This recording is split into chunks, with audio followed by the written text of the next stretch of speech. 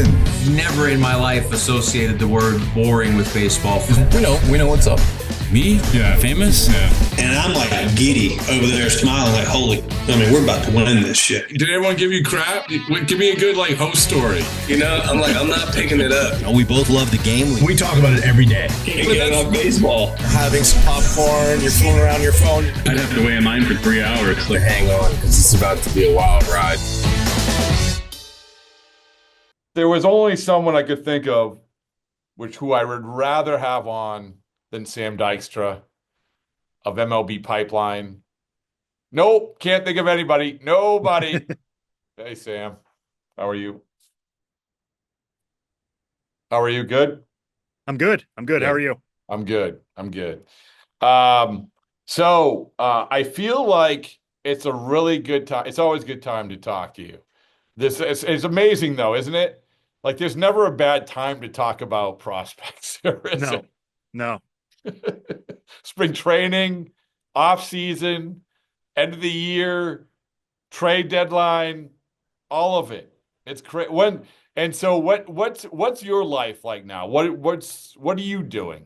What's the MLB Pipeline task at hand? Yeah, I mean, for us right now, it's following games, right? Like, I was in Brooklyn yesterday, going down to see the Cyclones against the Renegades, catching pro debuts of Jonathan Santucci and Ben Hess, two 2024 picks for the Mets and Yankees. I was at Worcester opening day just because I wanted to see Roman Anthony and Marcelo Meyer together. So it's a decent amount of time on the road, but it's a lot of watching games, and we're constantly updating our lists.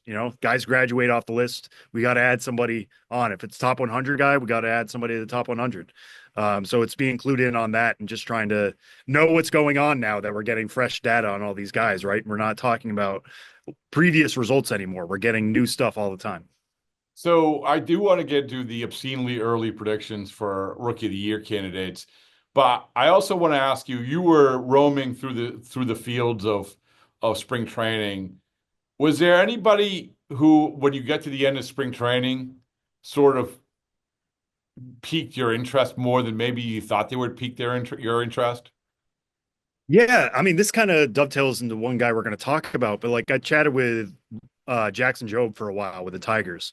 And this was around the time where everybody was saying, he's added a sinker, he's added a curveball. And he and I go back a few years now, obviously, covering him as a prospect and talking about that slider that he's had. And he even said, I threw a sweeper before anybody else called it a sweeper. He's just always had that breaking ball that's 3,000 RPMs and tons of horizontal break. And now he's putting it off to the side and using a curveball instead because he realized everybody's seen sweepers. It was something that kind of set off alarm bells in my head. I'm like, this guy understands pitching. And, I'm not going to compare him to Paul Skeens, but Paul Skeens has been tinkering with his repertoire since he got drafted. And it's been a short amount of time, but he's doing a lot of the stuff that Jobe is doing without the same level of Jobe hasn't found it yet. But the fact that he's been willing to add in that sinker for a different fastball look, go to the curveball because guys don't see many curveballs anymore, and he can still flip that in for 3,000 RPMs. It makes me more confident that he's going to overcome some of these issues that he's had early on. But that was a situation that really stood out to me because, we do our interviews for MLB Network and he says things on camera and then you talk to him off to the side and he's just like, yeah, man, and this is why I'm doing it and this is why it's not working and this is why I'm still aiming to be better. Yeah, of course, Jobe is 2021 draft, which always fascinates me. I love watching. I love that draft. I don't know why. Maybe there's so many high school shortstops. Yeah, you know, Jackson Merrill, who was one of the high school shortstops, now obviously outfielder, just signed an extension. He is at the head of the list. That 2021 draft, it's one that I would love to go back in 2 or 3 years and redraft. Do the whole redraft, the cheap page view redraft thing, right? But I do find that interesting. You have even a guy like Williams from Tampa, the shortstop. Yeah, I saw him play a few different times. I'm like, holy crap, that kid has a good arm, right? Where is he ranked right now with you guys? I believe he is. Let me get this up. He's number 8. Number 8. Okay, and then you have Marcelo Meyer, who of all the Red Sox top prospects, Roman Anthony, Christian Campbell, and Marcelo Meyer. I'm not saying like that Christian Campbell obviously probably we can talk about a little bit later, but Marcelo Meyer had the best spring of all of them. And so you have Job, who was drafted right before Marcelo, uh, Ye- second overall, right? That second Third, overall? third overall. Third. Jackson Jobe. So it was Jack Leiter. I'm sorry. Henry Davis, which Right. obviously he hasn't worked out.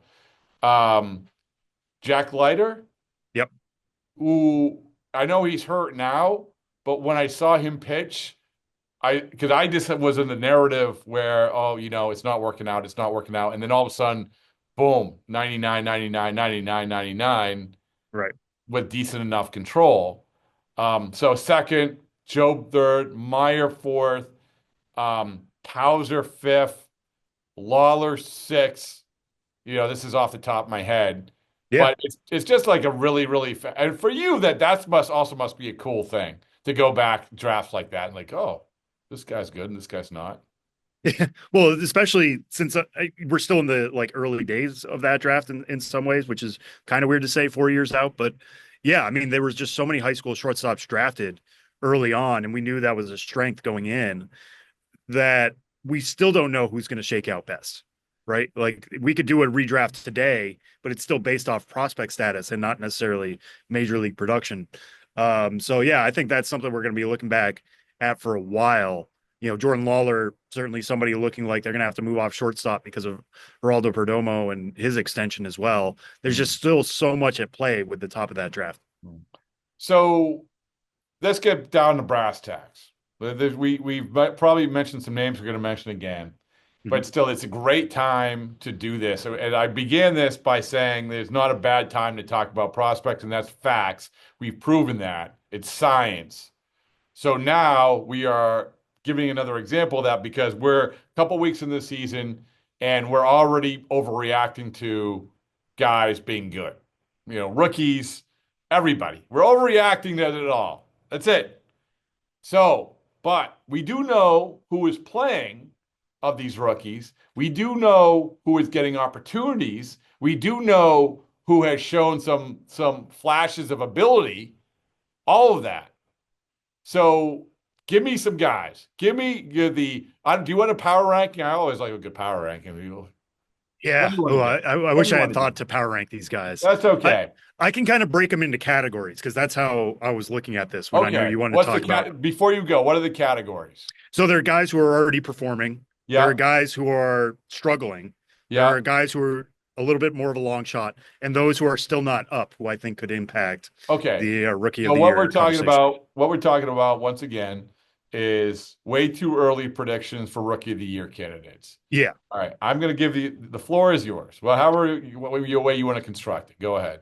Well, in terms of guys who are actually performing, we'll start in the American League because I think the American League right now actually has a solid base of rookies who are coming out of the gate really fast. And Christian Campbell has to lead that list so far, right? I think he leads all rookies right now in Fangraphs WAR, batting 342, above 6, 2 homers, 4 doubles. I know the defense has been a little bit questionable at second base. We knew that was going to be the case coming in. It was definitely he was getting called up for his bat, but the fact come along so quickly in previous years, we've seen rookies come up and struggle.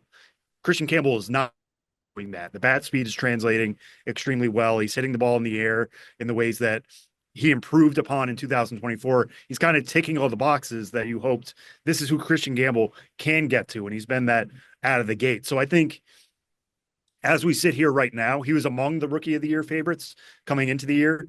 With the way he's performed early on, I think he's solidified his place right now as the number one.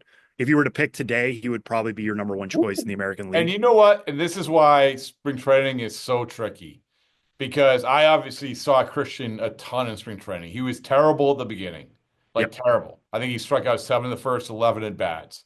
Clearly, over everything out of sorts. And then he got a little bit better. But still, when they said, here's going to be our second baseman, I'm like, well, that's fine. But in that first month, he's going to be picked apart. And he hasn't been picked apart. He's making contact. and there's gonna be adjustments. There's gonna be, hey, are you gonna be pounded in more than ever before? All of it. He's gonna have to go through it. But he proved me wrong like 5 different times in the last 2 months. So I can't argue with what you're saying. That's what I'm saying.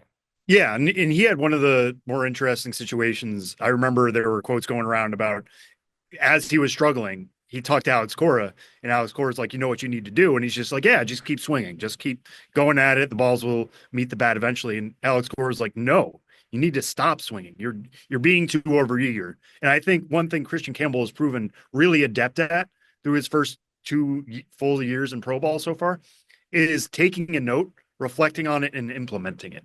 So when Alex Cora is like, you are expanding the zone too much, stop trying to swing your way out of a slump. He was like, all right, bet, I get it. And I think that's translating well so far. Again, a 435 OBP is pretty strong. So that's an encouraging sign.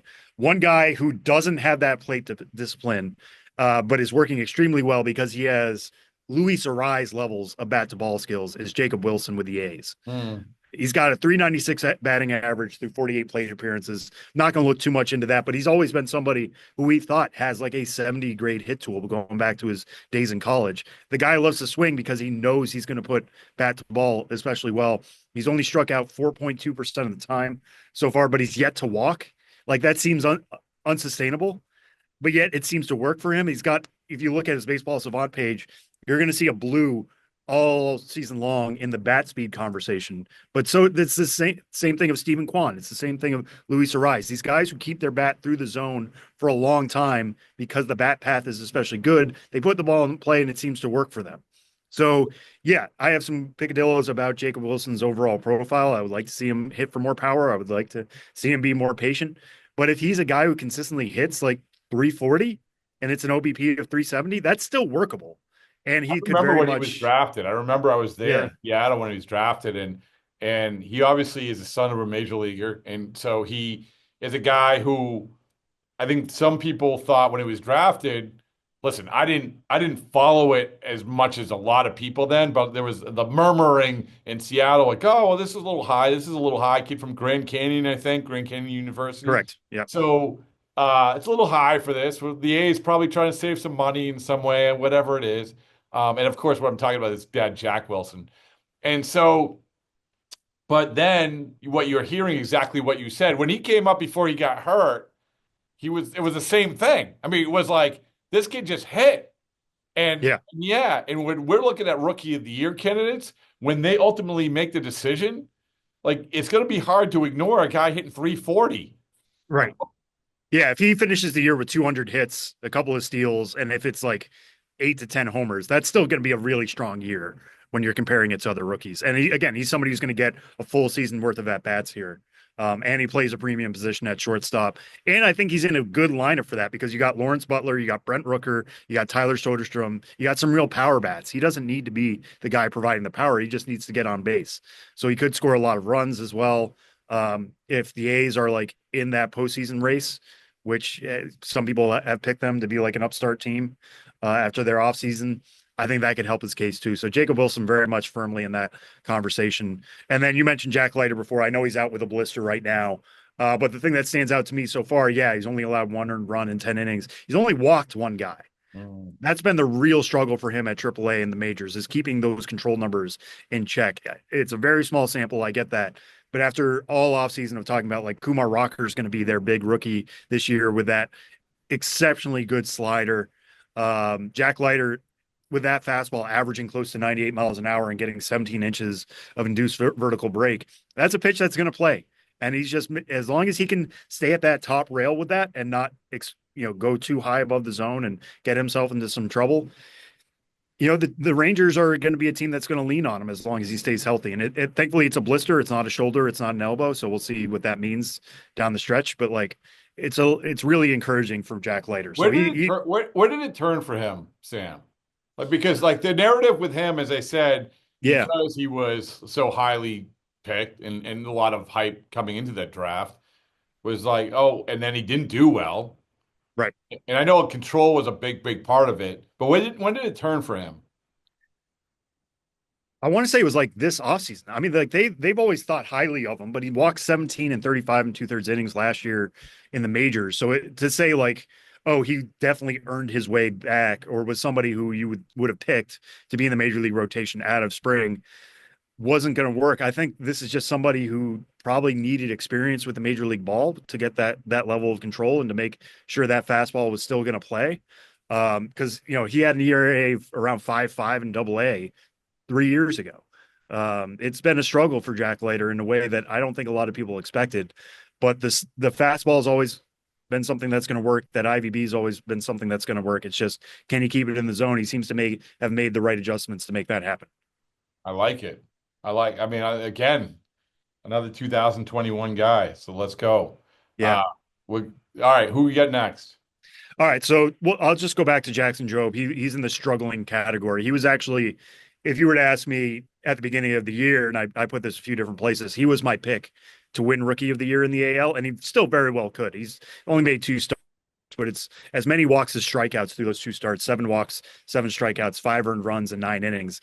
Not what you want. The fastball has been good velocity wise, around 96.4, but it's more command. It's been a lot of middle. And that's something he talked about in the spring too, is like, I need to stop being fine with my pitches. I need to stop trying to be on the black and just realize my pitches are really good. Just get them in there. He had one of the quotes of the spring, right? That said, I need to stop worrying about dotting a gnat's ass and just throw my stuff in the zone. And to that point, like, major league hitters are really good. You can throw 96 with some good metrics, but like, if it's going to be middle, they're still going to bang it. So we'll see how he improves on that. I think it's going to be a work in progress for him. I still believe he could be part of this conversation in just a few weeks, but it's been a struggle out of the gate. Maybe he stops trying to overthrow. Maybe he starts trying to throw more 94, 95 instead of 96, 97. But that's something to keep an eye on with Jackson Jobe, not giving up on him by any means. The long shot I have is Shane Smith of the Chicago White Sox. Ooh. Rule 5 pick. Somebody who's obviously going to get plenty of chances in that rotation. He's got a 1.54 ERA. He's not missing a ton of bats, but he's been super effective early on. And again, like, some of the best cases for Rookie of the Year are just guys who are going to be there all year long. Yeah. Like, if you're just accumulating strikeout numbers, innings numbers, which leads to WAR numbers. If you're a 3 WAR pitcher, you're going to get in the conversation, kind of the way we saw like Luis Heel last year. So just keep an eye on Shane Smith. And then the guy's not up. I know Roman Anthony's not off to a great start in Worcester. He's only 5 for 30, but he's got 10 walks. He's got the homer. I think things are going to come along for him as that sample size increases. The big guy who's off to a tremendous start, maybe the best start in all of minor league baseball, is Nick Kurtz of the Oakland A's, or not Oakland, of the A's. 6 homers, 909 slugging, 11 of his 17 hits have been for extra base hits. He was a draft pick last year out of Wake Forest. They opened the year for him in AAA Las Vegas. They got supremely aggressive with him. If it wasn't for Cam Smith with the Astros, who's not off to a great start, but is kind of on the periphery of this conversation, right? If not for Smith, we'd be talking about Kurtz as being like the most aggressively pushed player of the class, at least when it comes to hitters. And Vegas is a really easy place to hit. The Pacific Coast League in general is an easy place to hit, but he's got that power. All the metrics are pointing to a great situation for him. It's just, where is he going to end up playing? Because we're seeing Tyler Soderstrom at first base for the A's get off to a tremendous start himself. Brent Rooker is basically your locked on DH, and an all-star caliber one at that. So who moves for Nick Kurtz? Is it Nick Kurtz to the outfield? Is it Brent Rooker goes to the outfield so Kurtz can DH, or Soderstrom can DH? It's a fascinating problem for the A's to have. At a certain point, I thought it was going to be around the All-Star break. It seems like every passing game that ETA moves up a week. Like, could he be up by May? Could he be up by June? We'll have to see. But the way he's hitting, he's going to make space for himself real quick. And then Jack Haglione, another pick from last year's draft, absolutely tearing the cover off the ball at Double-A Northwest Arkansas. It seems like every time I see him, he's hitting the ball 450 feet. The question with him is, they've talked about moving him to the outfield at a certain point. He used to be a 2-way player at Florida. He's only going to hit this year. He's only played first base so far, but once you start seeing him in a corner outfield situation, that's when the clock starts about when is he getting to Kansas City. He's not going to unseat Vinny Pasquantino at first base, at least not right away. But if you're Kansas City and you're trying to get back to the postseason after they made a fun run there last year, putting Cags in the middle of that lineup with Bobby Witt Jr., with Pasquantino, with Jonathan India, who they picked up last year or in the offseason. You want as many, top guns as you can get. And Cags is definitely elbowing his way into that conversation. It's just a question about when is he going to move defensively, but we could see that happen pretty quick too. It's all about opportunity, man. Like you mentioned these guys, it's like, okay, well, what's the opportunity? You got to get the at-bats, you got to get the innings, you got to get the opportunity to be in this conversation. And sometimes they're forced their way in. Sure. And the other part about this is like you mentioned Roman Anthony. It's if you juxtapose like Nick Kurtz and Roman Anthony about the weather they're playing into, Yeah, no, totally. Absolutely. it's kind of nutty. I mean, this is why it's totally overreaction, but we have to start the conversation somewhere.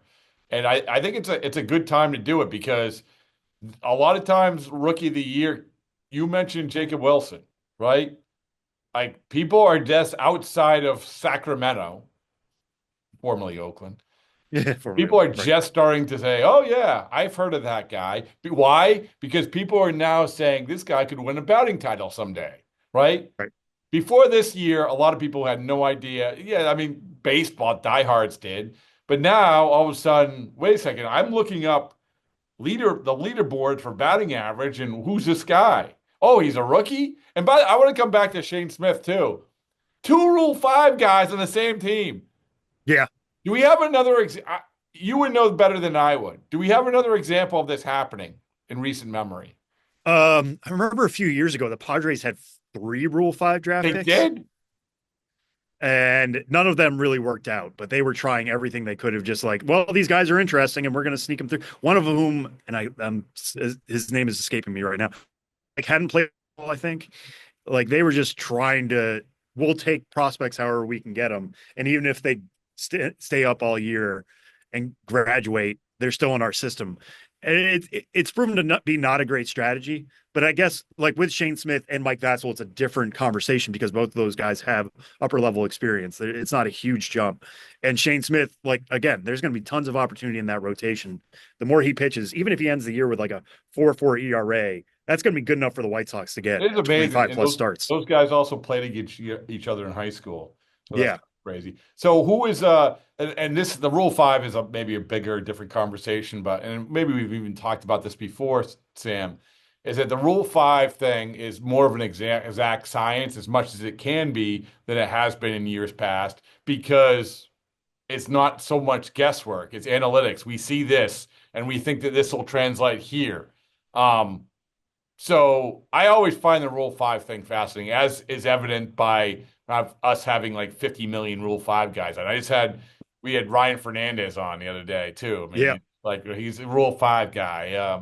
You look it up, you look up anybody who's a Rule 5 guy, I'm going to want to talk to him because I just feel Justin Slayton I just talked to, and he had the great line. He said like last year, obviously he was a Rule 5 guy. I think so. He was with the Mets, gets traded to the Mets or gets picked by the Rangers and then traded to the Red Sox. Ends up being a really, really good reliever. But he said, I had imposter syndrome the entire season last year. And I'm like, yes, that's like that should be on the billboard for Rule 5 guys. Like they say, I'm happy to be here. I'm learning from the veterans, everything. But there probably is the vast majority of these Rule 5 guys who do have imposter syndrome, Right. Yeah, because it can be taken away so quickly. Right. Like you always fear being traded. You always fear about being sent down. But like the idea of being sent down and not traded, but like sent back at the same time, it's insane and it's also whiplash, right? They go from the 40-man roster deadline in which you're told your original club doesn't value enough to protect you from the Rule 5. So you're like kind of down about that. I've talked to players about that in the past. It's disappointing to go through that and not be protected. To all of a sudden, there's a team that's like, not only do we want you, we think you can stick in the major leagues all year. So we're going to give you that opportunity. It's a lot to deal with as Rule 5 picks. So I'm just trying to look up the Rule 5. Obviously, I mean, Shane Smith was the first pick in the Rule 5 draft this year. Then you have Liam Hicks, catcher, Marlins, Garrett McDaniels, Angels. Tell me if any of these guys are doing anything. Noah Murdoch, picked by the A's. Evan Reifert, picked by the Nationals. Angel Bastardo, picked by the Blue Jays. Cooper Bowman, picked by the Reds. Any of these jumping out at you? No, I mean the one that I'm super interested in is Gage Workman with the Cubs. Okay.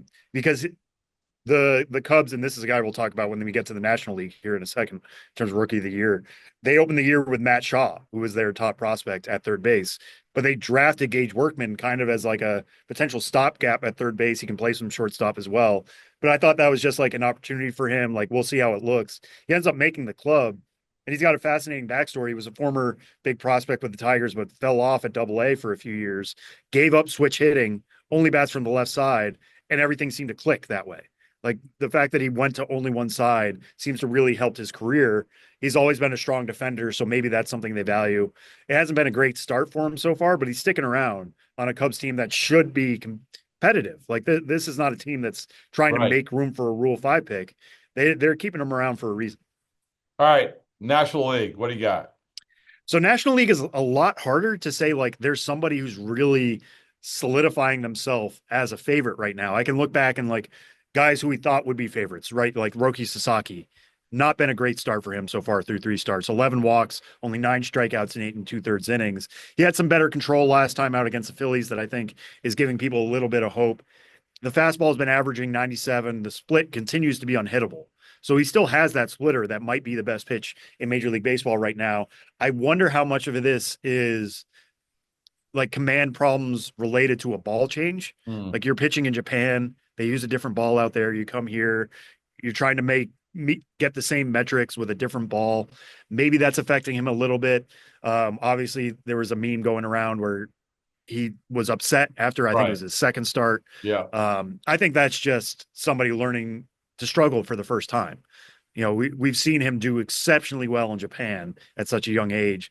Now he's being humbled a little bit. How can he get over that? I think that he's going to get better as time expands and as he gets used to the Major League ball and just Major League Baseball in general. But, like, he has not come firing out in the way that you would hope a number 1 overall prospect would. Yeah. Dylan He was the head and shoulders favorite. I mean, yeah. Right. So Yeah. Yeah, you could talk and then, like, I kind of did that in some way too. This next guy, Dylan Cruz with the Nationals, he was actually going to be my pick because I think everyday guys, everyday position players have a little bit of advantage over pitchers, putting last year aside, in which Skeens and Heel won. It's pretty rare that pitchers win Rookie of the Year. But I thought Dylan Cruz had a chance because he's got really good speed. He's really good defender. He's in right field instead of center, and I think he could be an even better defender in right. It's been a real struggle for him out of the gate, only batting 128. He's yet to put a fastball in for a hit, but he's also struggling against sliders and changeups. I'm more worried about how he's going to do against off-speed than fastballs. I think he's going to catch up to fastballs as it goes along. But this is not the ideal start for him. The only thing that I'm clinging to here is obviously it's still a small sample, but he's struggled at every level so far in his pro career. Struggled at Double-A to start, grew into the level there, and before he could really exceed the level, he was promoted to Triple-A. Same thing with Triple-A. Struggled early on, met the level, and then was pushed to the major leagues. I think he's usually pretty good at making adjustments. So hopefully as time expands, that'll happen. And I think he's still got a good, at least above average power. And with those other tools, he can still contribute every day. One thing that caught my eye when I was looking at Baseball Savant earlier, it said one of his similar hitters was Jackson Churio from 2024. And we saw how it worked with Jackson Churio, right? He struggled immensely out of the gate and then became a top 3 finalist for Rookie of the Year by the end of the year. And he was even younger than Cruz is, but similar levels of major league experience. So maybe that gives Nats fans a little bit of hope. Matt Shaw, we mentioned earlier, not off to the best start. His batting average on balls in play is only 212. So we're thinking that might come around at some point. Walk rate and his speed are really the only things to write home about so far. But again, somebody who's just getting his major league career started. And it's been a little bit of a weird one, right? Starting in Japan, taking time off, coming back to the States, and then starting up the career again. I think he's going to come around and be a potential 2020 guy, 20 homers and 20 stolen bases. And if that's the case, then again, he's right in the thick of the NL Rookie of the Year. And then somebody the Rockies just called up, Chase Dolander.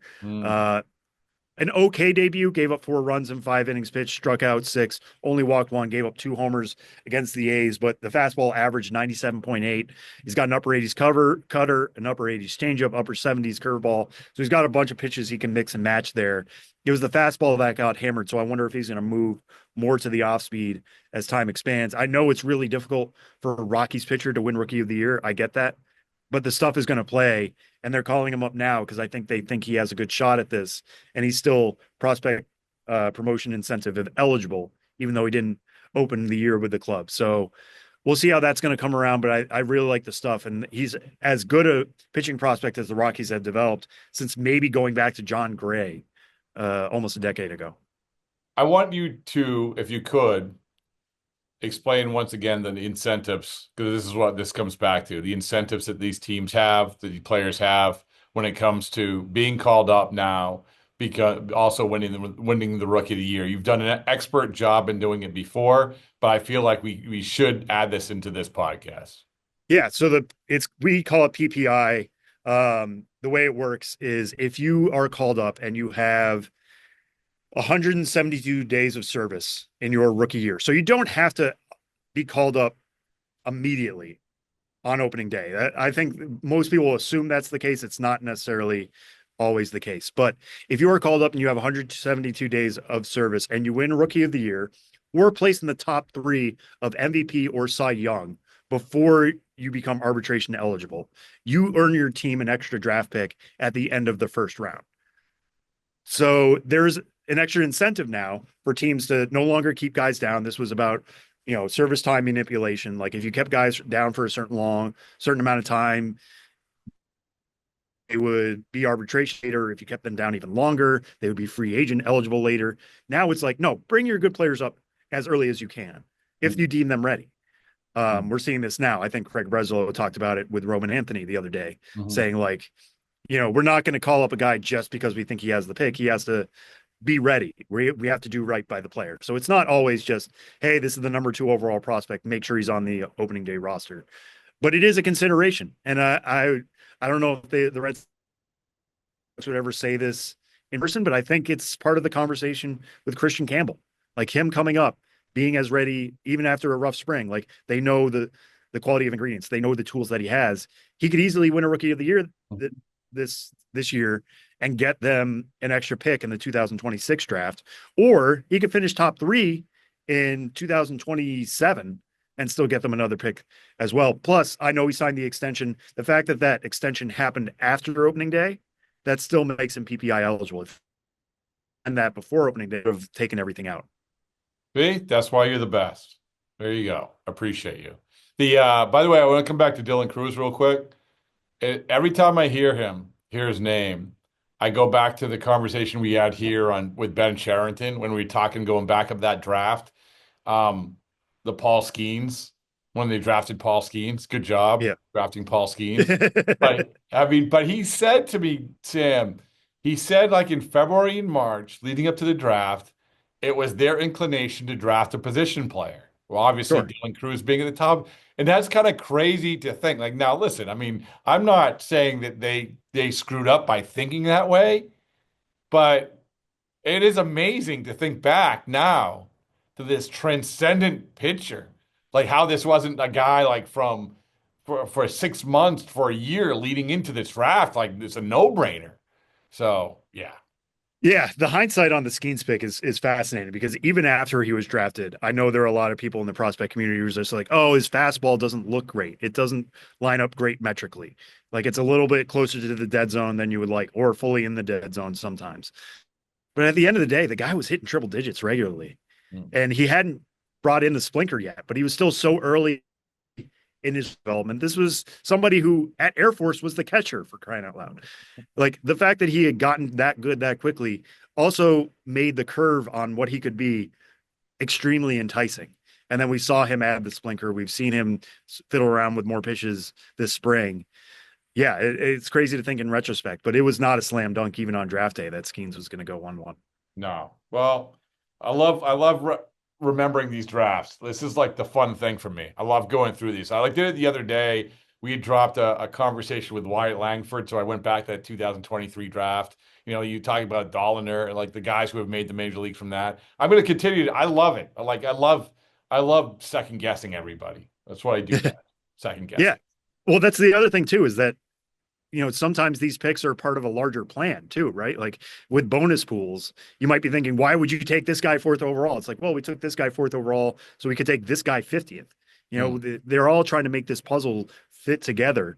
And sometimes it makes you wonder, like, how did Gunnar Henderson drop? Or like Cooper Pratt with the Brewers, who's we're not going to be talking about in the major leagues until maybe next year at the earliest. But like when he dropped to the Brewers, everybody in the prospect community was like, how did this happen? How did they make it work? It's like, well, they saw the bigger picture and were able to make it work instead of letting him go to college. How's my guy Jesus Madej doing?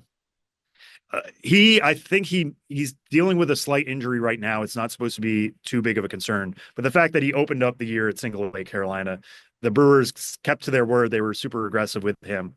I'm super excited to see how he takes off. And that Carolina team, also keep an eye on Luis Pena, who's another guy who followed the same Made timeline and Jackson Churio timeline.